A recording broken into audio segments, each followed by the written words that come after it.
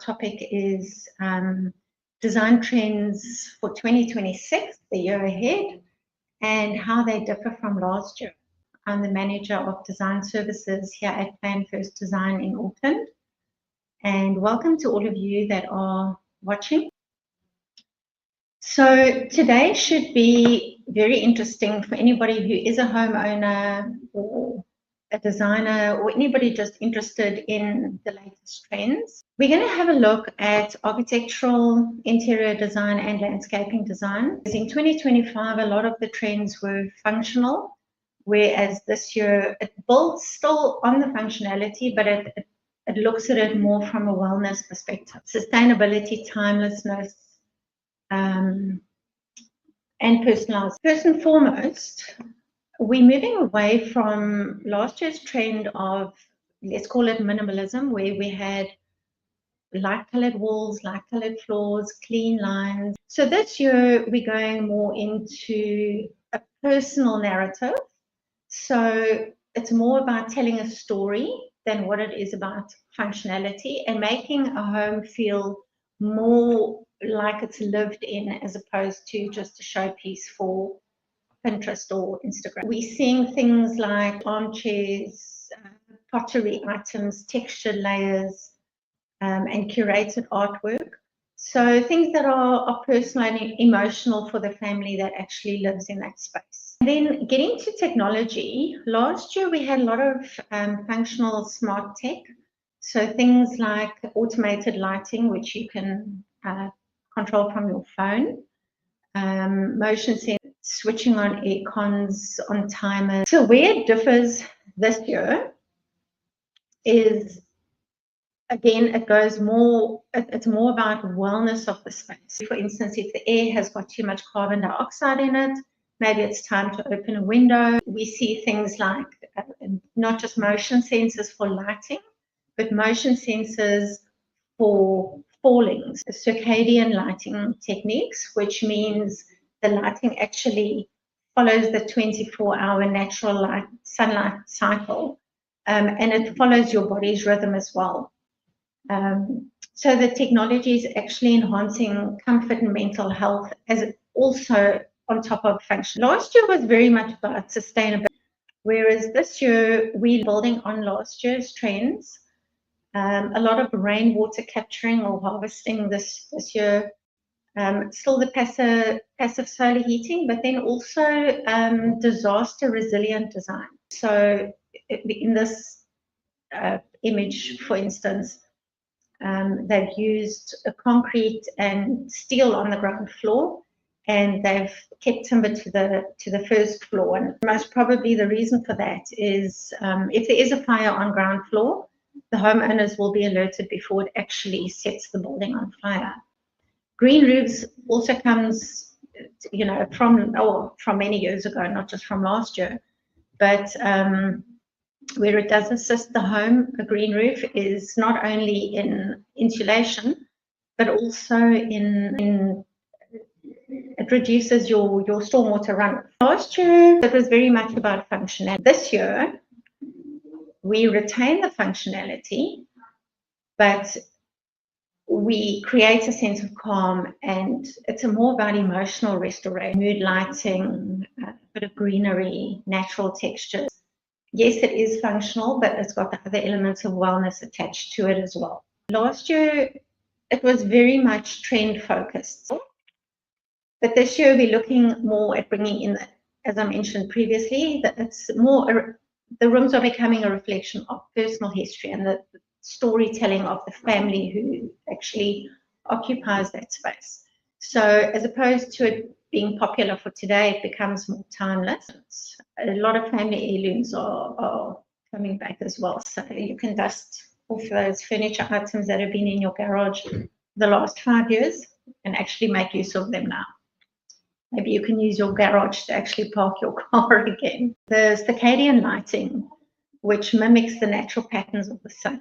In the morning, it'll have a cool white light, increases your awareness, and as the day progresses, as the sun starts setting and it starts getting darker, the hue of the light changes, and it becomes more reflective of what the sunset and warmer light, and gets the body psychologically ready for relaxation and sleep. Smart chairs will prompt you if, number one, you've been sitting too long in the same position, and it'll maybe just tell you to have a walk around and take a bit of a break.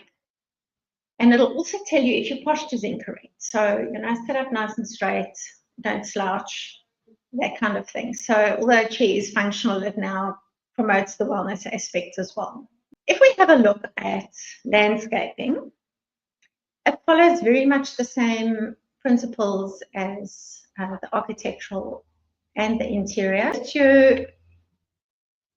It's going more towards wellness with curved pathways, wildflowers, things like, fruit trees, edibles, vegetables, herbs. This year's trend, more the scented flowers near seating areas, the fruit trees, herbal, lavender borders, just things that enhance the tactile and the sensory part of it. So a lot of biodiverse planting. If we look at outdoor living, last year was very functional. This year we're bringing in, again, the aspects of wellness. So it's becoming more a wellness outdoor room. And then technology. So this is quite an interesting one. Last year's functionality was, for instance, having a timer system on your irrigation. Your automated lighting would be motion sensors. This year, we're moving more to soil sensors. So instead of the irrigation just coming on 3 days a week, the sensor will sensor when the soil is dry, and then the sprinklers will come on. The LED lighting doesn't just come on when somebody walks past it, it also adjusts to the time of the day. So it can have a hue or a lighter material. This year, again, we're building on the same thing, but we're using a lot of reclaimed material, a lot of gravel, textured stone for seating, and the decking would, we try and then use the reclaimed materials for those areas. What is a rain garden? So a rain garden, essentially, what you're trying to do with that is you're trying to harvest rainwater. So instead of it, when it rains, you've got all this runoff that just goes into the stormwater system. You try and create patches that are dug out, and then rainwater can accumulate there, and you would normally have a lot of planting around it or even in it to create just a small little system on its own, just to harvest that rainwater in a natural way. What are the benefits of circadian lighting? Help with your sleep patterns. So it's just trying to ease you into the evening, dimming the lights, giving it a warmer glow, which, obviously if you get enough sleep, your mood is going to be better. What is the main design style trend for 2026? I would say the number one would be wellness. So wellness is being promoted in a big way. Sustainability is there, and it has been around for a long time. It's not going anywhere. But wellness is definitely, we're building on the wellness. We saw it starting last year, but definitely it's getting a stronger focus this year. And in the landscaping, I would say multi-sensory experience. So with the biodiversity in the landscaping, you want to promote not only the edibles, but you want to bring insects back into your garden and birds. How is the sustainability reflected in landscape design? Well, I think rainwater harvesting, using the soil sensors so that you don't waste water by overwatering. So next week, we're going to be talking about kitchens and the do's and don'ts. So what are the principles of kitchen design? What is the best lighting? Bench tops that are fashionable or trendy or reclaimed bench tops. We'll have a look at all of that. We'll have a look at kitchen lighting. What is the best way to do that? Integrated appliances, anything to do with kitchen design, not only trendy kitchen design, but good kitchen design, the golden triangle. If any of you have got any other questions or comments, you're welcome to contact us. We look forward to seeing you again next week at the same time.